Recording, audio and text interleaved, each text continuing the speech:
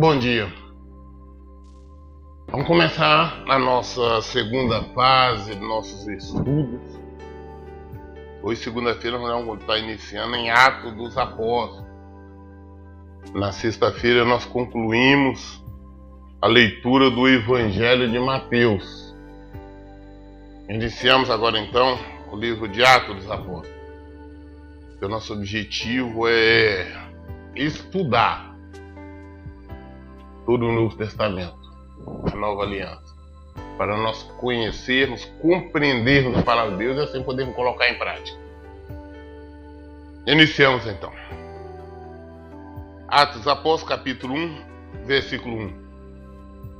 Em meu primeiro livro, caro Teófilo, escrevi a respeito de tudo que Jesus começou a realizar e a ensinar. Primeiro que nós devemos entender que quem escreveu o livro de Atos dos Apóstolos foi Lucas. Lucas, o médico, o mesmo Lucas que escreveu o terceiro evangelho, o Evangelho de Lucas. Lucas não andou com Jesus. O Evangelho de Lucas, então, como todo o livro de Atos também, Lucas escreveu. O Evangelho de Lucas ele escreveu, tá? Ele fez pesquisa, uma investigação séria, mas não que ele tivesse presenciado. Agora o livro de Atos dos Apóstolos, muitas das coisas ele presenciou, porque ele escreveu. Muito bem, então ele começa, nós não sabemos exatamente para quem era esse Teófilo, mas nós sabemos que ele escreveu este livro de Atos para uma pessoa, acreditamos que seja alguma autoridade, alguém, onde ele fez questão de pesquisar, investigar e relatar esses fatos, como uma pesquisa. Ele, como médico, como cientista da época, tinha essa facilidade. Ele começa dizendo, em meu primeiro livro, caro Teófilo. Não, como eu disse, eu não posso argumentar quem seria este Teófilo. Nós não sabemos. Ele está falando do primeiro livro, que foi o Evangelho de Lucas. Ele está dizendo assim, ó, em meu primeiro livro, caro Teófilo, escrevi a respeito de tudo que Jesus começou a realizar e ensinar. Ou seja, no Evangelho de Lucas, ele escreveu tudo aquilo que Jesus começou a realizar e a ensinar. Ele começou. Ali foi somente o início do que Jesus começou a ensinar. Porque ele continua nos ensinando para sempre. Através do Evangelho.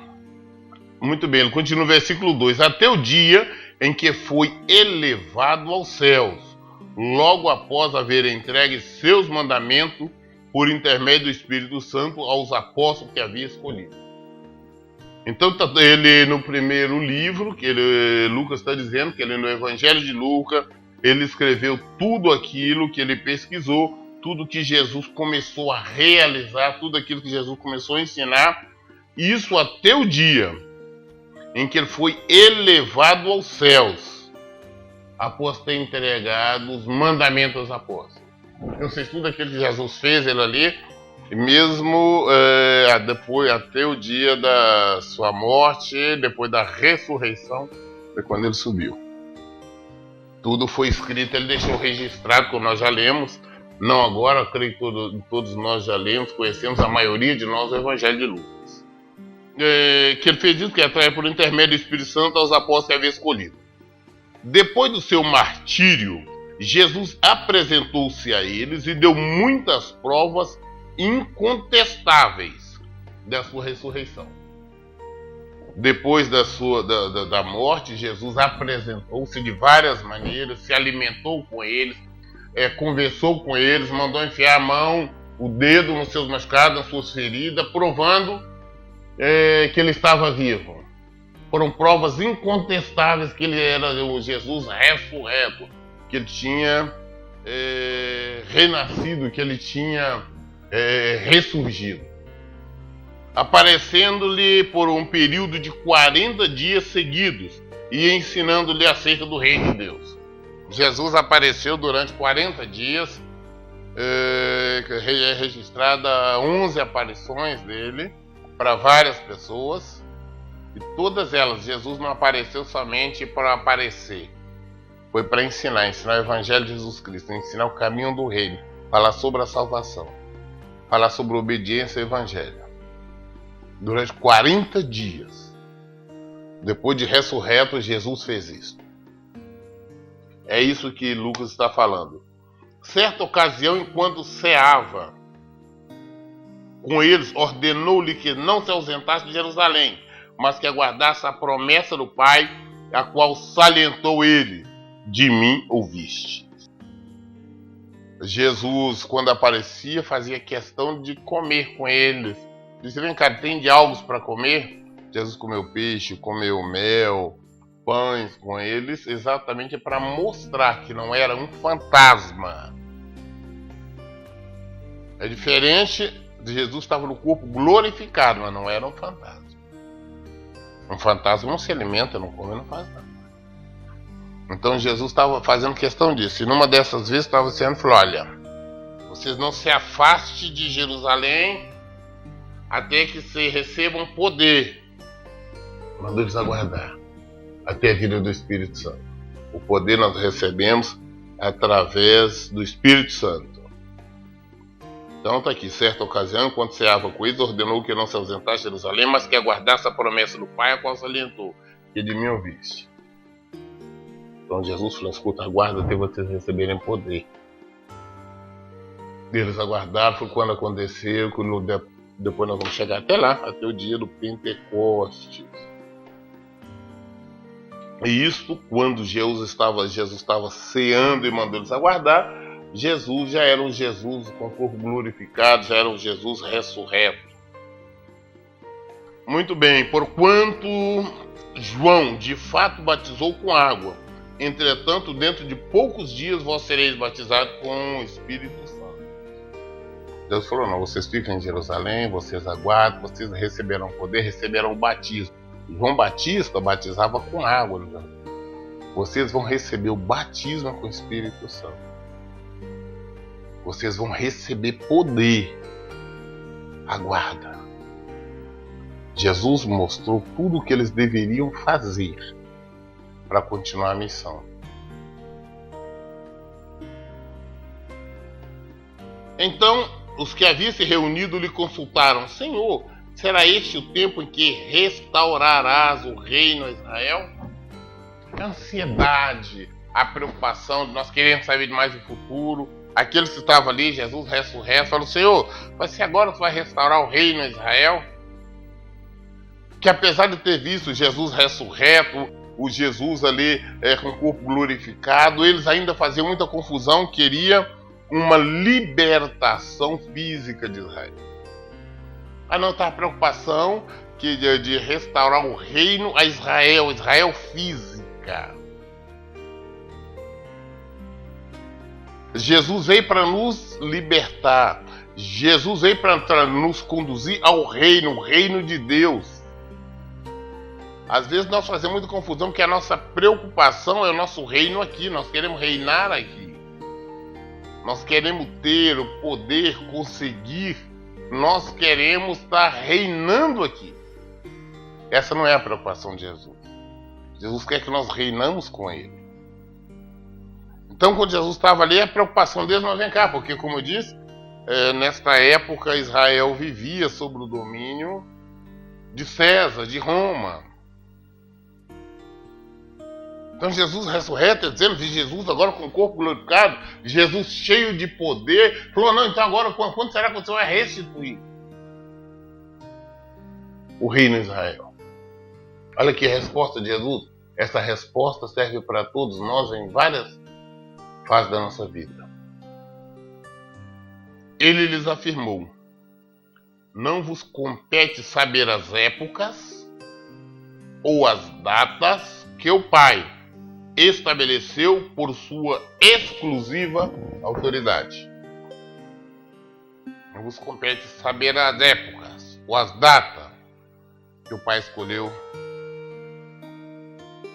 Então, Muitas vezes nós queremos saber, Senhor, quando é que vai acontecer isto comigo?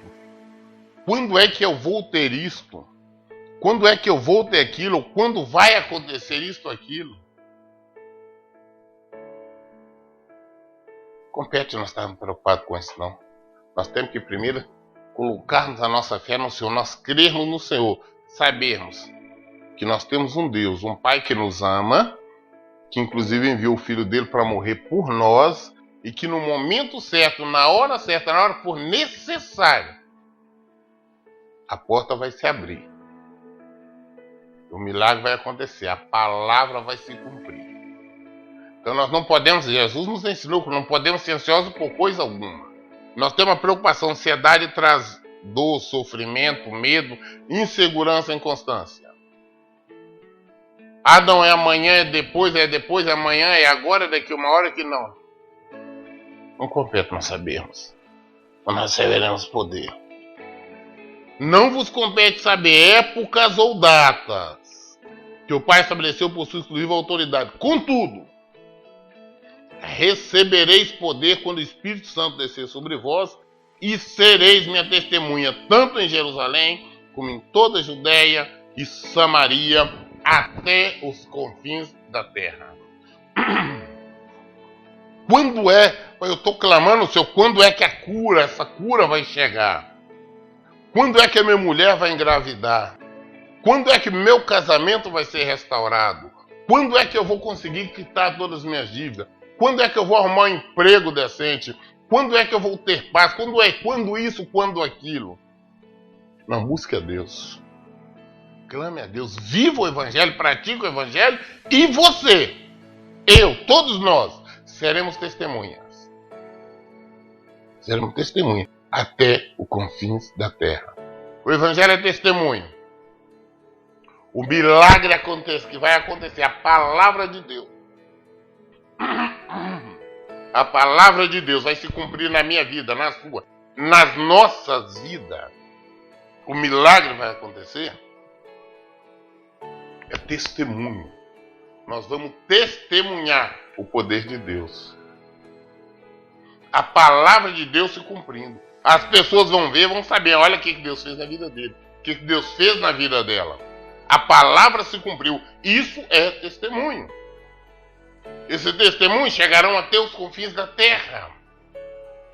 Quantas vezes nós sabemos de fatos acontecidos do outro lado do oceano, em outros países? Pessoas foram curadas dessa ou daquela enfermidade. Pessoas foram libertas dessa ou daquela maneira. Hoje nós sabemos inúmeros milagres através do livro, hoje a internet, né, com a globalização. A questão de segundo, todo mundo está sabendo. Isso é testemunho, isso é poder. Todos os caras nós vemos no YouTube. Livros, relatos. Isso é testemunho. Perseveramos. O que é que nós necessitamos? Vamos perseverar. Nós vamos receber poder. E seremos testemunhas. Então nossa preocupação não pode ser jamais. Ah não, quando é o porquê. Não sejais ansiosos por coisa alguma. Mas buscai primeiro o reino do céu. Lá em Mateus 6,33 nós lemos sobre isso. Então novamente. Então eis que os que haviam reunido lhe consultaram: Senhor, será esse o tempo que restaurará o reino de Israel? Ele lhes afirmou: não vos compete saber as épocas ou as datas que o Pai estabeleceu por sua exclusiva autoridade. Contudo, recebereis poder quando o Espírito Santo descer sobre vós, e sereis minha testemunha, tanto em Jerusalém, como em toda a Judéia e Samaria, até os confins da terra. Tem muitas pessoas hoje, principalmente os neófitos, ou seja, os recém-convertidos, ou aqueles que ainda não são. Ficam buscando profetas, profetizam, para revelar revelação. E o que? Existe pessoas enganando, falando que Deus falou, que Deus mostrou, isso, aquilo, sendo que tudo balela, tudo conversa fiada. Pessoas ficam num desespero buscando a revelação. Ah não, eu sonhei com isso, quer dizer o quê? Eu sei com a lâmpada porque vai brilhar a minha vida? Ah não, eu sei com cobra, quer dizer então que inimigo é isso aqui? Nós estamos buscando revelações e o nosso adversário fica só minando cada vez mais terreno. Não procurar saber nada não. Busca o Senhor e receberás poder. E vai ser testemunho. O seu testemunho vai percorrer até os confins da terra. Em Jerusalém, como em toda a Judéia, Samaria até o confins da terra. Tendo dito essas palavras, Jesus foi elevado às alturas, enquanto eles o contemplavam, até que uma nuvem cobriu a vista dele. Você vê que foi a última coisa, o último ensino de Jesus antes dele ser elevado. Depois de 40 dias que Jesus tinha ressuscitado, ele ficou por ali, dando ensino várias vezes, e agora o último ensino é esse. E após esse ensino, ele é elevado às alturas. Ali todo mundo vendo, ele subiu. Tendo dito essas palavras, foi Jesus elevado às alturas, enquanto eles o contemplavam, até que uma nuvem cobriu a vista deles. E aconteceu que, estando eles com os olhos fixos no céu, enquanto ele subia, surgiram junto dele 2 homens vestidos de branco. Olha que maravilha, Jesus deu o último ensinamento e depois disso se despediu para subir. Foi subindo, todo mundo vendo ele ali, natural naquela época. Veja você que não tinha nenhum recurso, até ele se cobrir nas nuvens. Às vistas de todos. O último ensino foi: não procure saber de nada. Não procure saber data de nada. Mas busque a Deus. Busque o Senhor, vocês vão receber a bênção, vocês vão receber a vitória, vocês vão testemunhar por toda parte até os confins da terra. Esse último ensinamento, Jesus sobe. E todo mundo está olhando, ele subia até cobrir nas nuvens, quando de repente vê 2 homens vestidos de branco, 2 pessoas vestidas de branco. 2 anjos, que diz assim, que lhe comunicaram: homens galileus, por que estáis contemplando as alturas? Esse Jesus que dentre vós foi elevado ao céu, retornará do mesmo modo como viste subir. Por que vocês estão olhando para lá? Jesus que vocês viram subir, ele vai retornar. Assim como vocês estão vendo subir, ele vai retornar. E está prestes o retorno de Jesus. Assim como ele subiu, vai retornar. Está prestes. Jesus está voltando. Jesus está voltando. Ficar em alerta. Então eles voltaram para Jerusalém, vindo do monte chamado das Oliveiras, que fica próximo de Jerusalém, a distância de cerca de 1 quilômetro. Eles estavam ali no Monte das Oliveiras, quando Jesus subiu. Então eles retornaram então ali a Jerusalém, aproximadamente 1.000 metros, 1 quilômetro. Assim que chegaram, subiram um grande aposento onde se hospedavam. Estavam presentes Pedro e João, Tiago e André, Filipe e Tomé, Bartolomeu e Mateus, Tiago, filho de Alfeu, Simão o Zelote e Judas, filho de Tiago. 11. Eram 11 discípulos aqui, que nós podemos contar. Todos estes perseveravam unanimemente em oração, juntamente com as mulheres, com Maria, mãe de Jesus, e com os irmãos dele. Então estavam ali reunidos no grande, eles estavam hospedados no grande ambiente. Estavam ali os 11 discípulos. Aqueles meio irmão de Jesus, aqueles filhos de Maria também. E a Maria. Estavam ali e perseveravam unânime em orações. Porque Jesus tinha determinado que eles aguardassem em Jerusalém até receber poder. Então eles estavam ali perseverando em oração, o tempo todo orando, buscando a face do Senhor. Estavam juntos, ou seja, num grande aposento, transformaram como se fosse uma igreja, uma casa, um lar, voltado exclusivamente para o Senhor. Naqueles dias, sendo o número de pessoas ali reunidas cerca de 120, Pedro se levantou no meio dos irmãos e declarou. Então, no total ali, nós tínhamos aproximadamente 120 pessoas. Desses 120, 11 eram os apóstolos. Jesus, no final, tinha 12 apóstolos. Mas ali só tinha 11, porque Judas tinha falecido, tinha suicidado. Então, naquele dia, Pedro se levantou, já tomou vestido de autoridade. Ele se levantou e disse: irmãos, era necessário que se cumprisse a escritura que o Espírito Santo predisse por meio da boca de Davi acerca de Judas, que serviu de guia aos que prenderam Jesus. Ele foi contado como dos nossos e teve parte nesse ministério.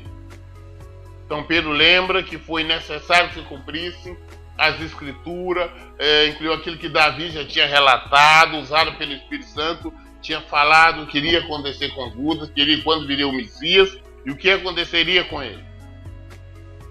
Glória, foi necessário acontecer. Ele foi o guia dos que o prenderam, ele foi o traidor, mas isto já estava predito já pelo Senhor. Ele foi contado como um dos nossos e teve parte nesse ministério. Ele era um dos nossos, ele tinha parte aqui nesse ministério, o Judas Iscariote. Com o pagamento que recebeu pelo seu pecado, Judas comprou um campo, ali caiu de cabeça, seu corpo partiu do seu meio e as suas vísceras se derramaram. Judas, depois quando ele tomou consciência do que tinha feito, o remorso comovendo, ele foi arrumar a corda, suicidou. Mas acredita, você acha que a corda foi fraca, o galho? O fato é que ele quebrou. E ele caiu ainda de cabeça, deve ter caído sobre algum objeto cortante. E o fato é que abriu-se a barriga dele. E as vísceras, as tripas dele toda derramou, saiu para fora.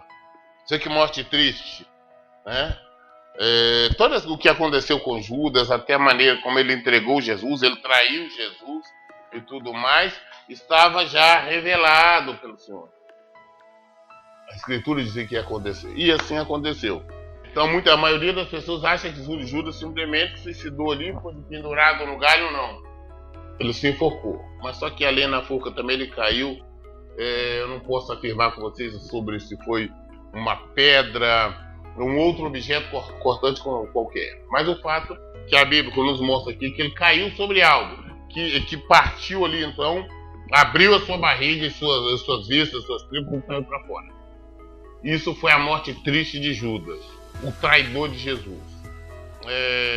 Quando ele caiu de cabeça, do seu corpo partiu o seu meio e suas vistas todas se derramaram. Coisa séria, morte triste.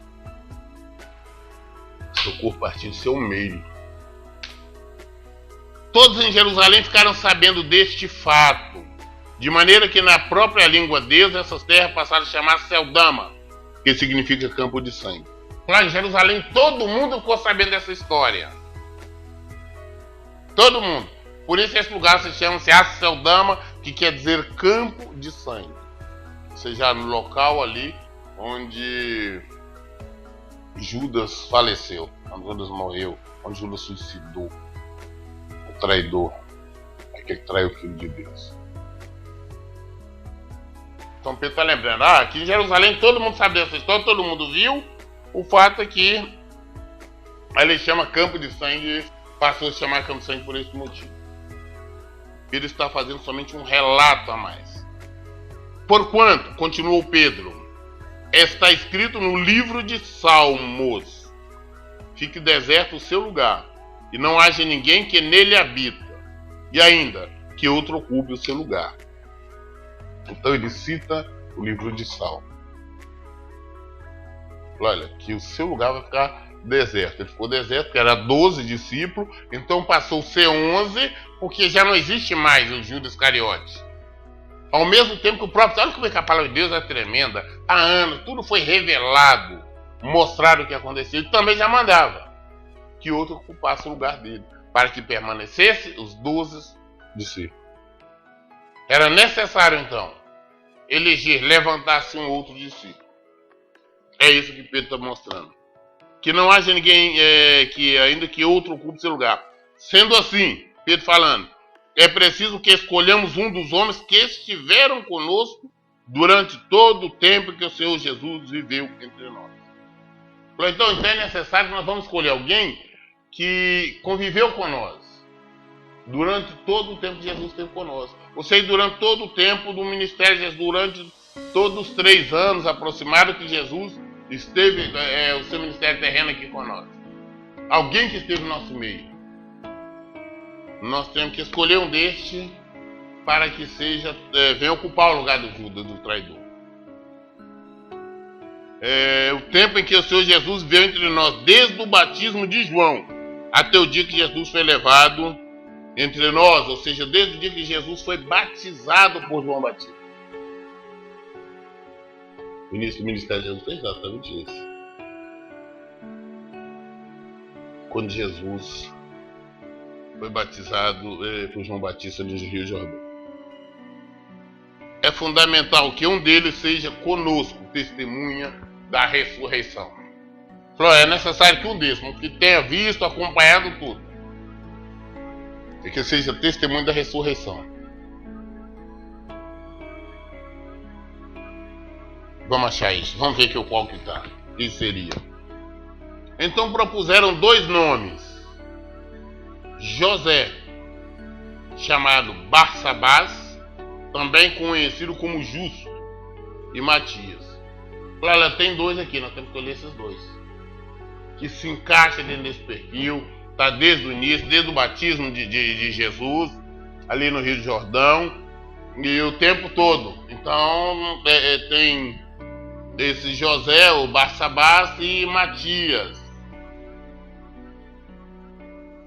E orando, afirmaram: Tu, Senhor, que conhece o coração de todas as pessoas, mostra-nos qual destes dois homens tem escolhido para assumir a vaga neste ministério e apostolado do qual Judas se desviou, indo para o lugar que lhe era devido.